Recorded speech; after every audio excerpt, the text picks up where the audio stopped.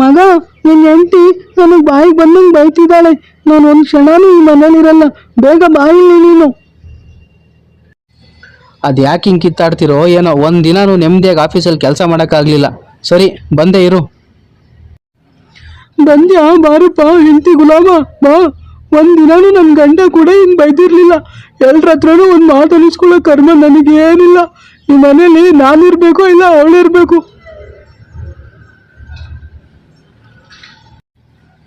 ಅಂಥದ್ದೇನೇ ಅಂದೆ ಅಮ್ಮಂಗೆ? ನಾನೇನು ಅಂದಿಲ್ಲ ರೀ.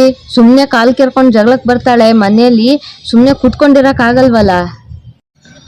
ನೋಡ್ದೇನು ಹೆಂಗೆ ಅವಳು ಇವಳು ಅಂತ ಮಾತಾಡ್ತಾಳೆ. ನಿನ್ ಮುಂದೆನೆ ಹಿಂಗೆ. ಇನ್ನು ನಿಲ್ದೇ ಇರುವಾಗ ಎಷ್ಟು ಮಾತಾಡ್ಬೋದು ಇವಳು. ಅಂತ ಮರ್ಯಾದಿನ ಉಳಿಸ್ಕೊಂಡಿಲ್ಲ ಬಿಡಿ ಇವಳು. ಅಯ್ಯೋ, ಅಂಥದ್ದೇನು ಬೈದಿದ್ದು ಅಂತ ಹೇಳಿ ಸಾಯಿರಿ ಯಾರಾದರೂ. ನಾನೇ ಹೇಳ್ತೀನಪ್ಪ, ಅನಿಸ್ಕೊಂಡಳು ನಾನೇ ಅಲ್ವಾ. ನಾನು ನಾಯಿ ಅಂತೆ. ಅವ್ರ ಅಮ್ಮನ ಹತ್ರ ನಾಯಿಗೆ ಅಡುಗೆ ಮಾಡ್ತಿದ್ದೀನಿ ಅಂತ ಹೇಳ್ತಾಳೆ. ಹಂಗಾದ್ರೆ ನಾವು ನಾಯಿನಾ?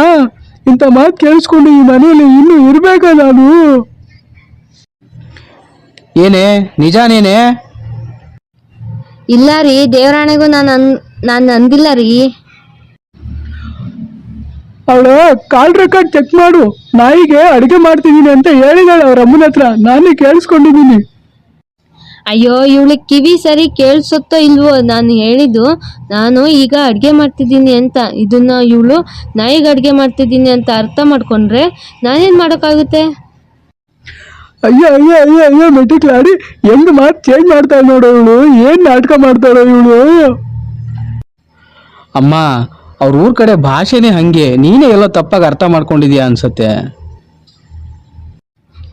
ಹೌದು ಹೆಂಡತಿ ಗುಲಾಮ, ನಾನೇ ತಪ್ಪಾಗಿ ಅರ್ಥ ಮಾಡ್ಕೊಂಡಿದ್ದೀನಿ. ನನಗೆ ಕಿವಿ ಸರಿ ಕೇಳಿಸಲ್ಲಪ್ಪ, ವಯಸ್ಸಾಯ್ತಲ್ಲ ಅದಕ್ಕೆ.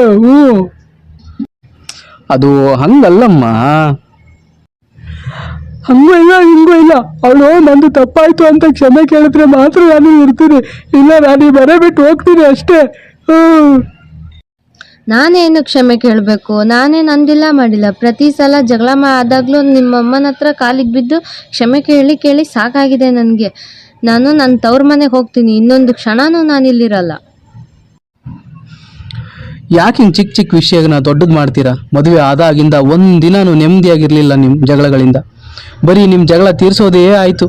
ಇದು ಮನೆ ಅಲ್ಲ, ಇದು ನರಕ ಆಗಿದೆ ನನಗೆ. ಯಾರು ಎಲ್ಲಿ ಹೋಗೋದು ಬೇಡ. ನೀವು ನಿಮ್ಗೆ ಎಲ್ಲಿ ಇಷ್ಟನೋ ಅಲ್ಲಿಗೆ ಹೋಗ್ರಿ.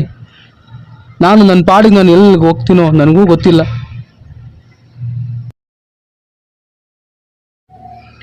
ನಮಗೆ ಮದುವೆ ಬೇಡ ಸ್ವಾಮಿ, ಹೆಂಡತಿ ಮಕ್ಕಳು ಬೇಡ ಸ್ವಾಮಿ.